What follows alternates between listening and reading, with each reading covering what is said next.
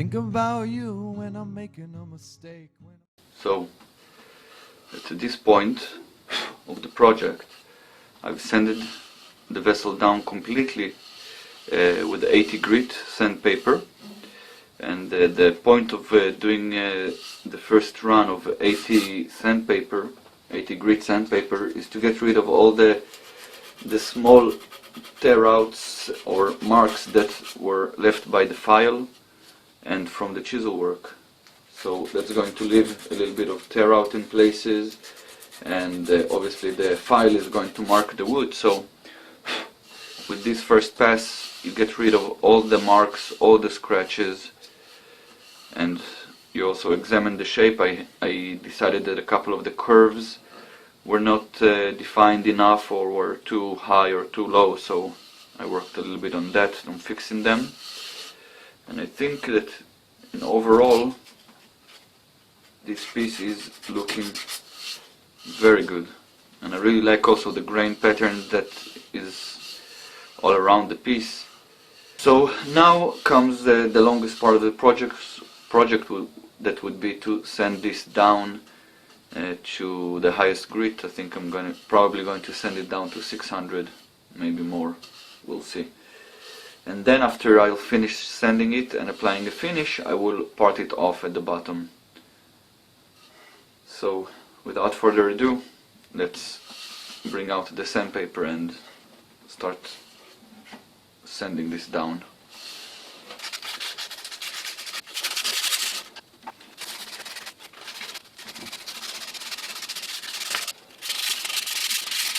Well, the sanding is done, and the aftermath is, as you can see right here. I can report it took me about 8 hours in total to sand this piece by hand from 80 to 600 grit, and that was a really daunting task. I can't stress that enough. It was a lot of sanding and a lot of shaping in small points, but as you can see, I believe it was worth the time. This doesn't only look like marble, it also feels like it. It's this wood, the cypress, really takes well to sanding. So as you can see, I don't know if you can notice, but I've dimmed the lights a bit around me because I've noticed in the first video that things were not very clear because of the amount of light reflecting from my work, so I hope this is better.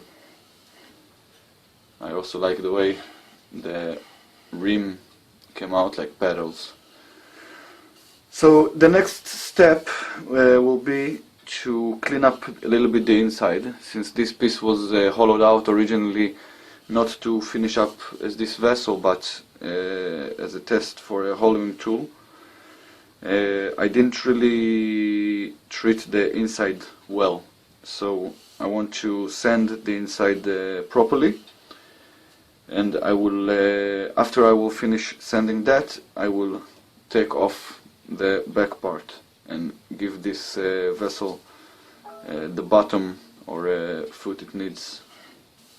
So the first thing I'm going to do is take off the clamp and the piece that holds it from underneath,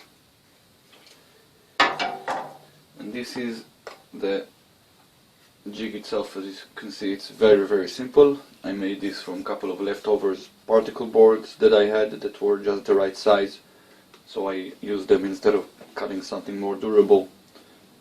And this is a piece of MDF, of a thin MDF, fastened by 4 screws to the base, and it's very stable. Doesn't have to be very strong either. And I will take off the chuck first. It's not even fastened very hard.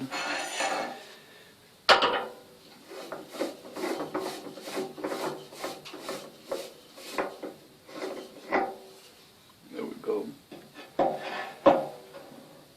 Place it here. Now we'll take a rubber glove because this is threaded quite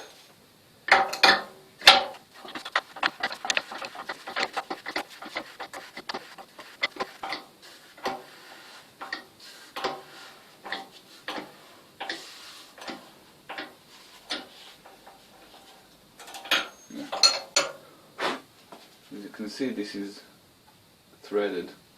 This is the plate, and I just cut out the paper template and stick it to this plate using some spray glue. I thread this on and it's ready for action. So that is the jig. It's very simple, very basic, just a couple of parts that you can really build in a couple of minutes. And of course you have to print out the templates.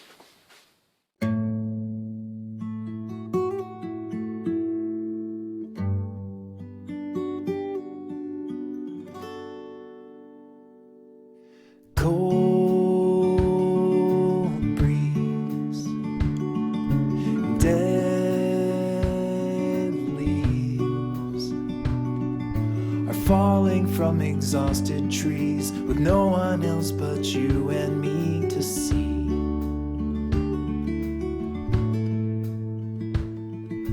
We walked while you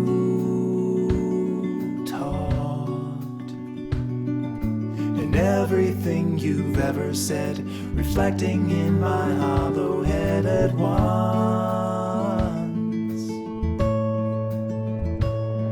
From seed sunk, we grew up like a tree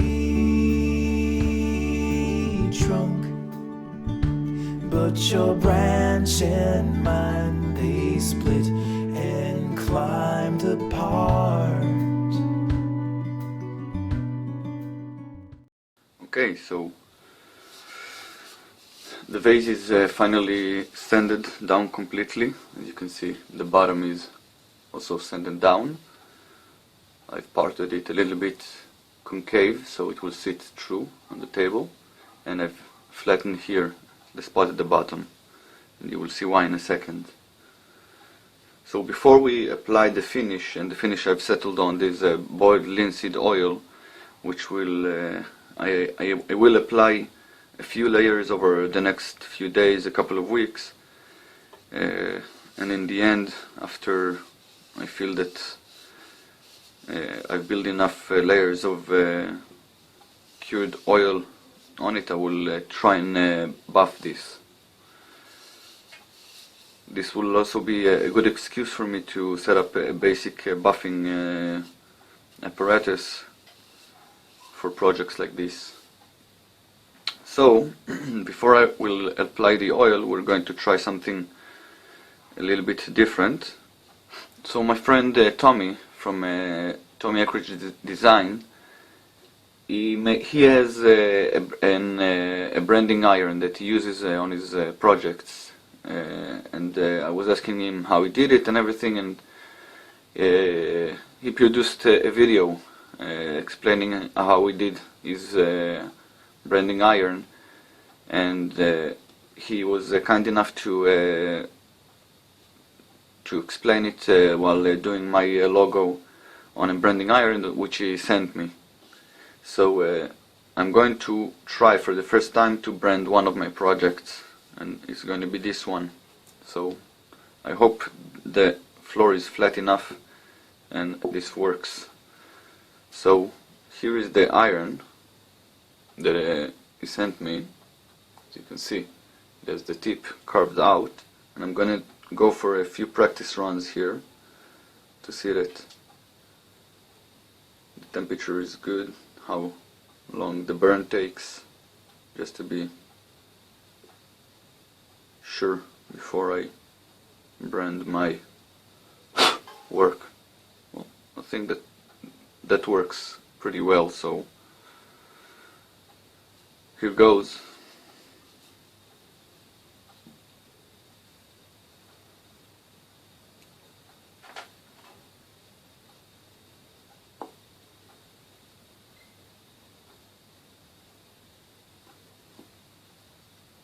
No, that didn't go well. I'm going to try. There's some AC glue bubbling off. That's probably not so healthy. I'm going to risk it and try to align it and do it again.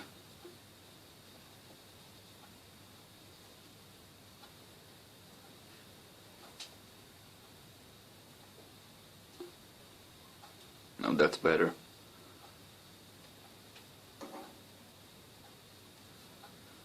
Okay, so the floor wasn't that flat and I was a little bit off center, but still I really like how this came out.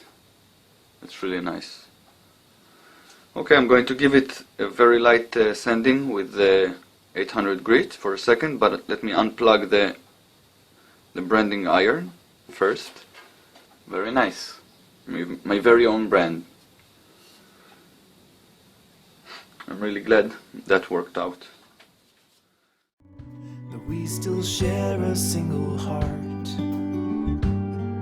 If you peel away the bark,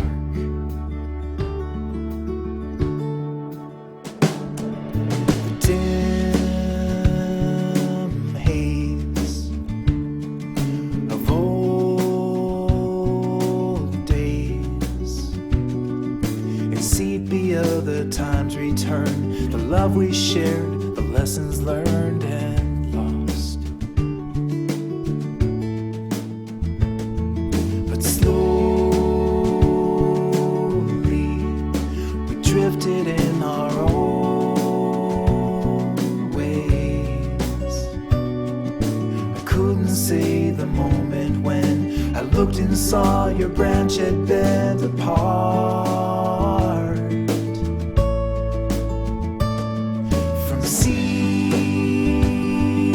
Sunk, we grew up like a tree. And finally, here it is, our spiral cypress form, oiled. Only the first coat, mind you. This will need several more coats over a few days, and then maybe an attempt at buffing. Trunk, but your branch and mine, they split and climbed apart. But we still share a single heart. If you peel away the bark,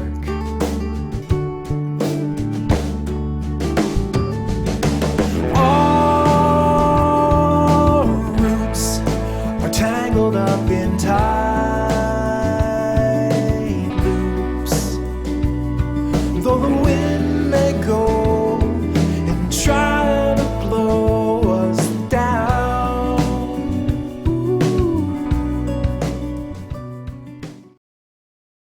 Thank you for joining me on this week's project, and I hope to see you back in my shop really soon. We stand together here as one, the darkest night, the brightest sun. No matter what the two of us become.